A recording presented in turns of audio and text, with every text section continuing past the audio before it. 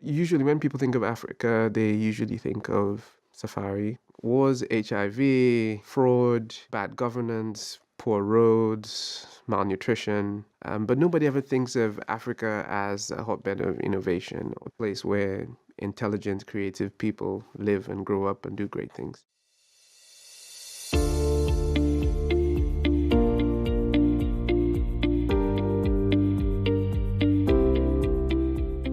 My name is Ehi Binitier, and I'm from Rancard, and we're based out of Ghana. Rancard helps businesses find customers.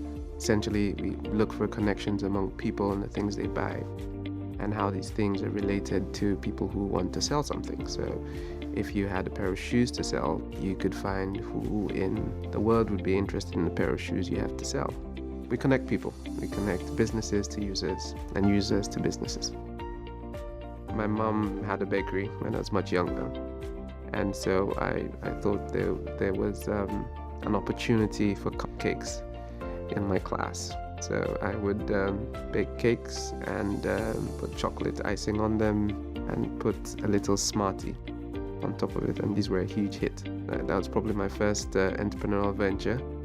In the final year of university, I co-founded Rancard with a friend of mine. We had this vision of changing the perception of what it meant to be African. At the time, mobile was just taking off, and so we had one eye on the future, looking at systems which enabled people deliver email via their phones. Bear in mind, this was 2001, this was before BlackBerry launched, and this was in Ghana, a high-tech company which was a little ahead of its time in a market which it was just not ready for us yet. I remember one day, my business partner and I went to a meeting with a really large consulting firm. The partner at the consulting firm took a look at us and he was like, "Do you guys even have a laptop?" These two kids promising to solve these problems, and it seemed totally ludicrous. But at the same time, it was very interesting because a few months down the road, we were taking on a super ambitious project. It was a predictive system for General Electric, which would help predict problems before they happen. We built it, and it was phenomenal. In our journey as a tech company, we've solved phenomenal problems, problems which many parts of the world never get to see. How you compress data and get it over the lowest bandwidth conditions, the highest levels of reliability in the world, in the most unreliable parts of the world.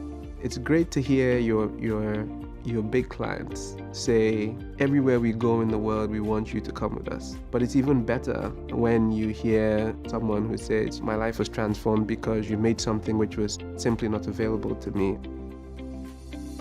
Once you begin to accept the responsibility of transformation, then your impact on people, your business, your community becomes better felt. Go from being the person who build something to being the person who builds people who build something.